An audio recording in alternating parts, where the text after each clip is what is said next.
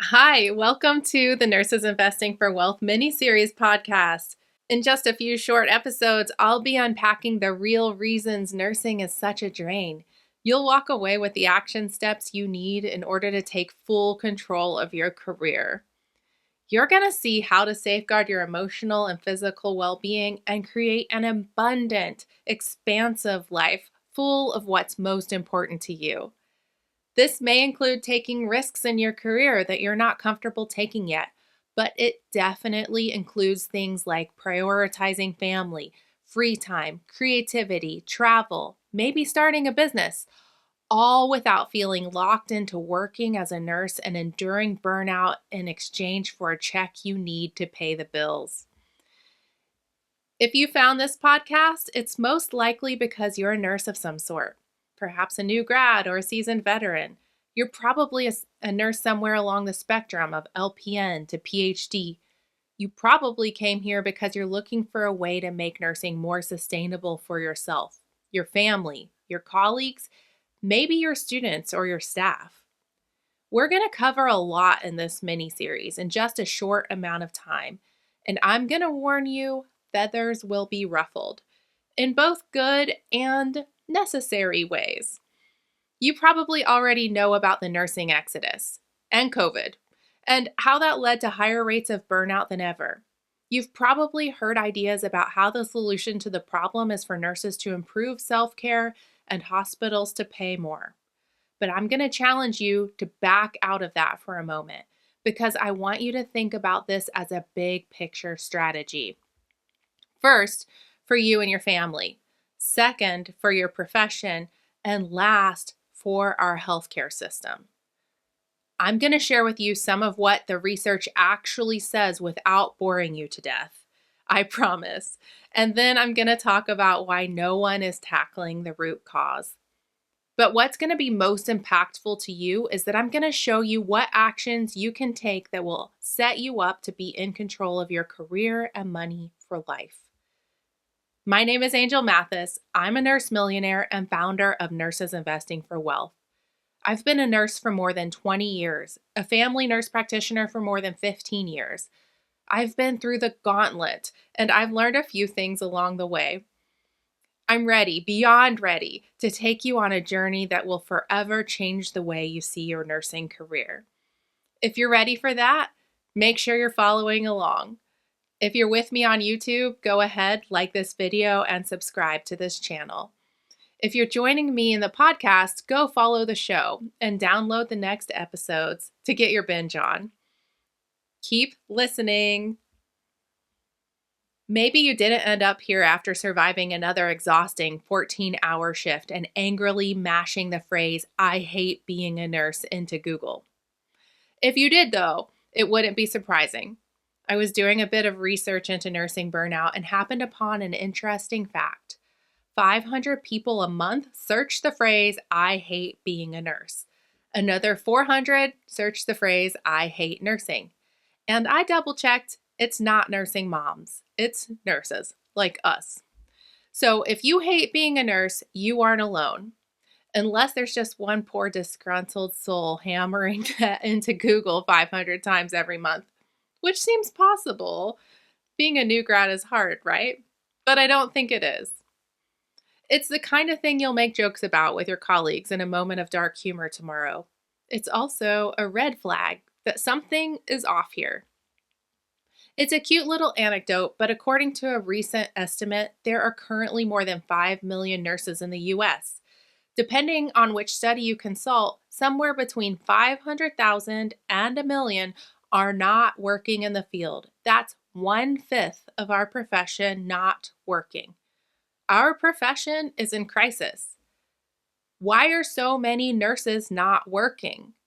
The reasons are complicated, but that "I hate being a nurse" feeling, the one that comes with a sense of defeat, anger, moral injury, hopelessness, it's a big part of it. Of nurses who left their jobs in 2018, 30% said they did it because of burnout. That was pre-COVID, and we know things have gotten much worse. We're struggling. Why do people hate being a nurse? When compared to other professions, nursing always rates among the highest levels of burnout. For most people, nursing is not a career that you'll do until you're 65 years old. Most of us won't make it to retirement age in this field. Why? I'm guessing the outsiders usually think of things like the stress of death and injury and caring and blood and poop. This is what I thought would be hard for me when I got into nursing. Actually, though, we get used to that stuff by the time we're through nursing school. That's not what nurses say burns them out. Nurses attribute their burnout to things like stressful work environments, inadequate staffing, and lack of leadership. They talk about things like moral injury and institutional betrayal. So maybe it isn't that nurses hate being nurses per se. It seems like what we really hate are the impossible situations that we're put in at work and the lack of institutional support we get while doing it. We can handle the caring. It's the other stuff that makes our job seem impossible. How do we manage? The usual frontline message is that we need to be better at self-care. That makes me want to scream. Self-care is not enough, and I'm going to talk about that more later. For now, though, here's how I did it. Here's how I learned to not hate being a nurse. My own feelings about nursing are complicated. I've been a nurse for more than 20 years now, half my life. When I started as a new grad, I was coming from a financially unstable background. Nursing gave me reliable work with a steady income, and it was my lifeline. It represented a chance to end the sort of money stress that my parents felt for as long as I can remember. It was a job that I could feel good about doing and a path out of poverty. I'm still grateful for what nursing has given me in terms of life options that I never would have had otherwise. Since I started my career, I've never had to worry about whether or not I'd have a livable income or a job. You'll understand how much that means if you've ever had to wait in line at the food pantry or had your parents tell you not to answer the phone because of bill collectors. Being a nurse has allowed me to do the things I never imagined possible. It allowed me to go on an exchange to Australia and do a clinical placement, taking small planes to remote outback communities. It allowed me to live and work in New Zealand. It gave me a path towards graduate school, and it gave me flexibility to take long periods off without worrying about negatively impacting my career path. In a lot of ways, I don't hate nursing. I love it, and I'll always be grateful for what it's given me. Also, though, nursing has completely eaten me alive. As a new grad on night shift in a Trauma 1 center in Louisville, Kentucky, I didn't know if I'd survive my first year. Then, as I got a little bit more comfortable in my role, the pressure and stress of covering extra shifts and covering extra patients and not enough time to do my job safely ground me down. I learned to love my days off and hate my days on. The Sunday scaries were real, except they were every day of the week. I did what a lot of people do in overwhelming situations. I worked harder and pursued more education. I wanted to conquer the stress of nursing and get a sense of mastery over it. I felt like if I advanced more and learned more, at some point in the future, nursing would feel manageable. When I was stressed out, I followed the self-care advice. I did yoga. I exercised a lot to the point of running ultra marathons regularly. I used emotion regulation techniques. I spent time with friends and family. I went to bed early, cut my alcohol intake, and watched my diet. Long story short, it didn't work. Despite my best efforts, I couldn't take it anymore, and I burned out. At 35 years old, I quit my job. I quit nursing, and I left feeling like I might not ever go back. And I spent a few years away, and I even considered letting my license lapse. Maybe I'm being a bit too honest here, but life away from nursing was actually so much less stressful. If you decide to quit nursing, my experience is that your life might actually get better. Also, though, for me, after some time away, that started to feel sad. It felt sad to leave behind a career where I'd invested so much and developed so much expertise. I also knew that the field needs experienced nurses, and I still felt like nursing was important work. It felt wrong that the best solution was to leave my career just because the system is so messed up.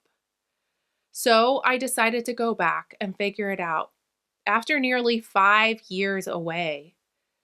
This time around, I'd set clear boundaries to try to avoid the things that burnt me out in the first place. I wouldn't work full time. In fact, I went back at just 10 hours a week. I wouldn't feel bad about not picking up extra responsibilities. I'd go into a less stressful job. I'd speak up when situations weren't right or weren't fair. I'd advocate for my colleagues, and if things got too much, I'd just quit. It's been 5 years now, and I'm surviving. I still have my moments, but I'm surviving. I don't hate nursing. So, how can you learn not to hate nursing? In my experience, there are 3 things that have made survival in nursing possible. Few to none of them look like traditional self-care techniques. The first one is lock in your freedom to quit. Nursing feels sustainable to me now because I feel, and I have, the freedom to quit. This might seem contradictory, but one of the things that keeps me going is the knowledge that I don't depend on my nursing paycheck to pay my bills. My investments do that, which means I'll be okay if I leave. Because that's the case, I don't feel trapped in an unacceptable situation. The second is set yourself up so you don't have to work full time. So the first one is lock in your freedom to quit. The second is set yourself up so you don't have to work full time. In all of the research, one of the consistent findings is that your risk of burnout as a nurse drops exponentially if you work half-time or less. I can attest to this. Working 20 to 25 hours as a nurse every week is much better than working 36 to 50 hours a week.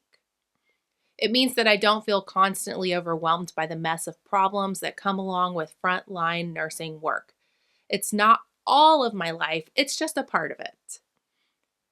And the third thing is to be ready to take long periods of time off. So first one is lock in your freedom to quit. Second is set yourself up so that you don't have to work full time. And the third is be ready to take long periods of time off. Nursing feels more sustainable now because I accept that I need to take long periods away from it. After my 5-year sabbatical, when I quit nursing, I realized how helpful it can be to take time away from the field. I've had this same job for several years now. Actually, I just celebrated my 5-year anniversary there. But I take every other week off and about every 6th month off. Probably more, actually. That really helps me keep perspective on my job and my life. All of that adds up to a feeling that I don't hate nursing, and I don't need to leave the field anymore. I believe that if nurses can create a situation where they have the kind of flexibility that I have, they'll last a lot longer. Fewer of us will burn out, and more of us will stick around and use our experience to strengthen the profession. So let's talk about how you can learn not to hate nursing. Here's the one thing I want you to take away from this today. Put yourself in a financial position to do the things you need to survive. Put yourself in a financial position to do the things you need to survive. Please say that out loud. Put yourself in a financial position to do the things you need to survive. Don't worry about the system. Think about yourself. This is a selfish endeavor, and that's okay. If you're early in your career or facing a lot of debt, this might feel like a fantasy. That's how it felt for me for a very long time. I worked more than full time during the first decade of my career. I also went to grad school. I did it because I wanted to get better at my job, but also because I felt like I had to pay my student loans and my debt and my grad school. For years, I thought that that's what nursing was going to be like. And you might feel like that too right now. But guess what? I realized I had the freedom to quit at 35 years old after a decade of setting up my financial strategy. That's fast. I'd managed my finances well enough during the first decade of my career to have real freedom for the rest of it. As a nursing student, I already had large student loans. I remember donating plasma and working night shifts as a CNA, which just barely let me scrape together enough money to pay tuition. So to go from that to financially free at 35 was massive, but it was tough. And it's why I vowed no more. I got to work setting up my own money strategy that worked for me as a nurse, something that was seriously lacking in all the books, podcasts, and videos I watched. No one talked about how to deal with your unstable, unpredictable nursing income and how to develop the skills that you needed as a nurse to manage your money. But I stuck with it, and that put me in a great financial position. When nursing started to seem impossible, I could afford to quit. It took me a while to realize it, but because I could afford to quit, I figured out that I didn't have to quit. That's a weird paradox, isn't it? I could just drop back my hours, take a lower paycheck, and let my investments do the heavy lifting. Nowadays, I surprise myself each time I calculate my net worth and see that my investments pay me more each year than my full-time nursing salary. Go figure, as a nurse practitioner too. Go figure. So I hate what nursing can feel like when you're in it full time, but I don't hate nursing and I didn't want to leave. A good financial strategy is what got me to a place where I didn't have to continue with the patterns that were burning me out in the field. I know other nurses can replicate this, and I know I'm not special. I know that you can get there more quickly than you probably expect. I also know that a lot of nurses feel the same sort of emotions that I did, that feeling of being stuck in a situation they can't stand without a clear plan to get out. I know that's a big part of why so many of us are burning out. That's why when I came back to nursing, I began sharing my own money method with other nurses so they could become financially secure and free too. In my experience, it's the most important thing you can do to survive in the nursing profession. It frees you from the feeling that nursing owns you and that you're stuck in an unsustainable situation. It gives you the freedom to set the work boundaries you need. It lets you approach nursing on your terms. Can you see how it's possible to put yourself in a position where being a nurse doesn't make you want to shout, "I hate nursing"? All you need is to put the steps in motion that you know will work to lead you to financial freedom. And that's what Nurses Investing for Wealth is about, helping you put yourself in a financial position to do the things you need to survive by one, locking in your freedom to quit, two, setting yourself up so you don't have to work full time, and three, being ready to take long periods of time off without money worries nagging you in the background. That's how you safeguard your emotional and physical well being and create an abundant and expansive life full of what's most important to you. So head over to the next episode. You can listen now or download it for later, and you don't want to miss it because that's where I'll talk to you about the real way to survive nursing. And spoiler, it's not the self-care techniques everyone's talking to you about.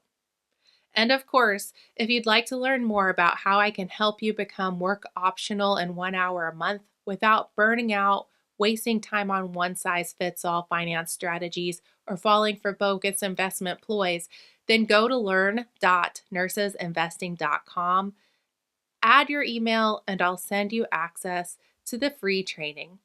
The link is included down below too.